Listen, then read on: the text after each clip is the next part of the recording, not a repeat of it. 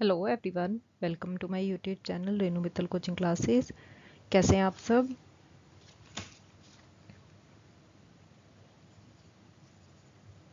I hope आप लोगों की प्रेपरेशंस बहुत अच्छी चल रही होंगी।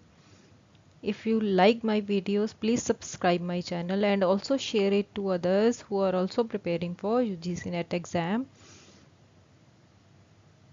सो एनीवेज, टुडे आज हम करने वाले हैं स्केयर ऑफ अपोजिशन के एमसीक्यूज। राइट, मेरी पिछली वीडियो में हमने स्केयर ऑफ अपोजिशन टॉपिक को पूरी डिटेल में स्टडी किया था। आज हम उससे रिलेटेड थोड़े से एमसीक्यूज करेंगे ताकि आपको अच्छे से क्या है टॉपिक क्लियर हो जाए। So let's start. Here is a first MCQs. कहते by which of the following proposition the proposition wise man are hardly afraid of death is contradicted to. सबसे पहले तो अगर आप लोगों ने जब भी इसके एमसीक्यूज करने हैं तो आप लोगों को क्या होना चाहिए, क्लियर होना चाहिए स्क्वायर ऑफ ऑपोजिशन क्या होता है। ए, ई,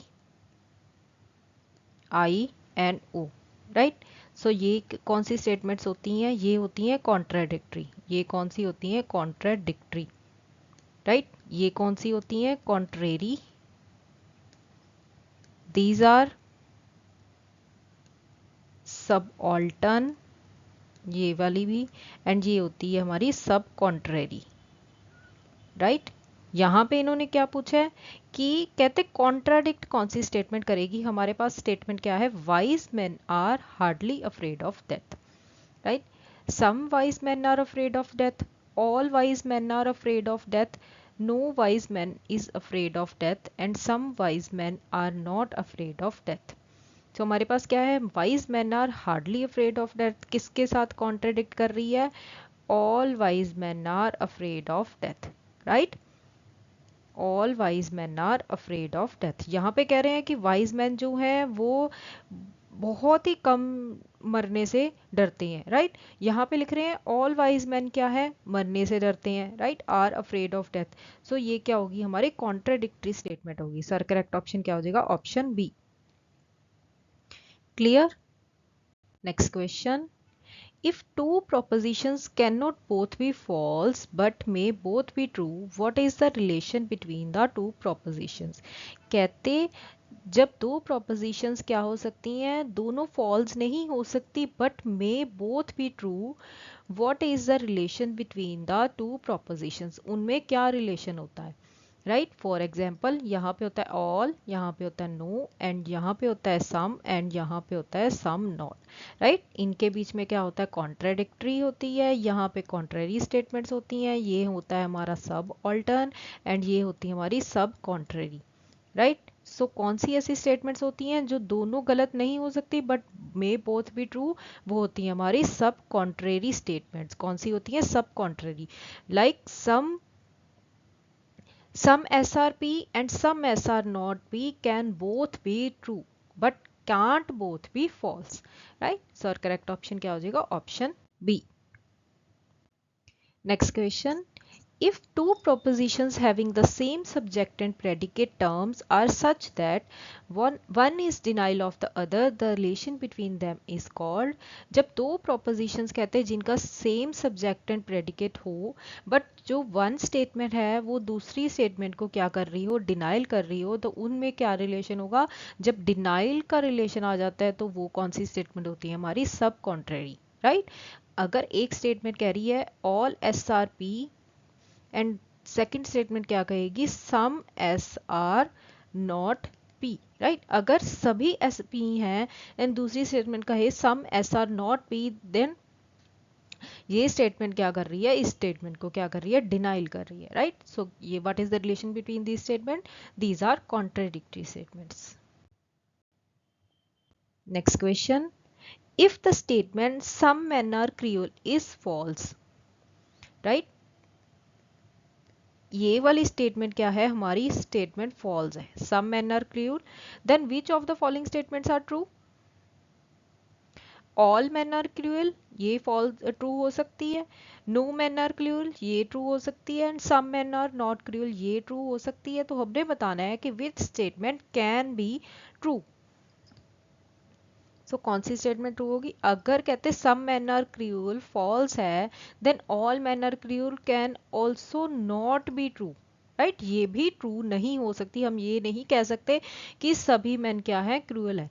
सो फर्स्ट ऑप्शन क्या हो जाएगा हमारा? डिडक्ट हो जाएगा। अगर हमारा फर्स्ट ऑप्शन डिडक्ट हो रहा है, देन हमारे ऑप्शंस क्या हो जाएंगे? एलिमिनेट हो जाएंगे। Now no man are cruel, this can be true, yes possibility, and some men are not cruel, this also possibilities are correct option क्या हो जाएगा? ऑप्शन सी, यानी second and third. Next question, if the statement all students are intelligent is true, जो हमारी all वाली statement है वो क्या है? करेक्ट है, राइट? सो हमने बताना है which of the following statement is false? No students are intelligent, some students are intelligent and some students are not intelligent. Then which of the following statements can be are false? If all students are intelligent is true, then no students are intelligent cannot be true, right? So ये statement क्या है? True नहीं हो सकती। ये क्या होगी? Always false. ये क्या होगी? हमेशा फॉल्स होगी, राइट? सो अगर ये फॉल्स होगी तो हमारी अगर फर्स्ट स्टेटमेंट फॉल्स है, तब then by eliminating this answer we can directly get our answer, right? That is option C. some students are intelligent and some students are not intelligent can be false, right?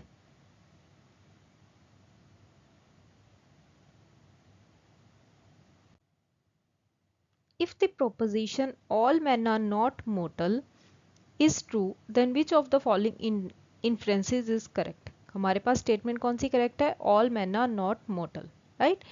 all men are mortal is true, some men are mortal is false, no men are mortal is doubtful, and all men are mortal is false.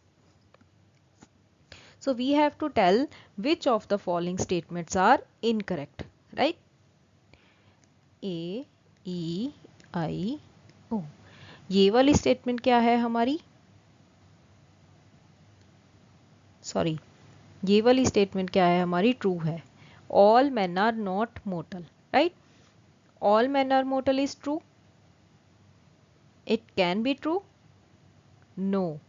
जब all man are not mortal true है, then all man are mortal is true can not be true, right? ये तो true हो ही नहीं सकती, then हम इसको क्या कर देंगे? एलिमिनेट कर देंगे। देन इफ अगर हम फर्स्ट स्टेटमेंट को एलिमिनेट कर देते हैं, देन हमारा डायरेक्टली आंसर आ जाता है option second, third and fourth.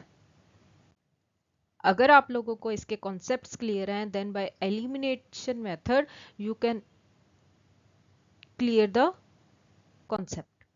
By which of the following proposition the proposition some men are not honest is contradictory, right?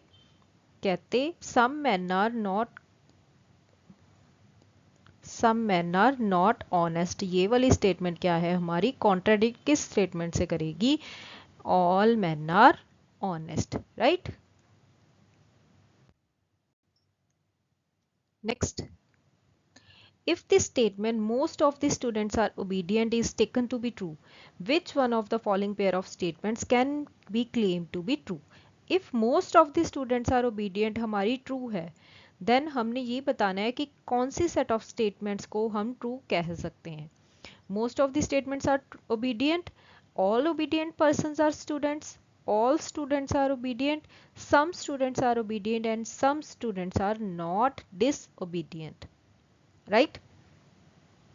All most of the students are obedient, ये हमारे पास क्या है? True statement है।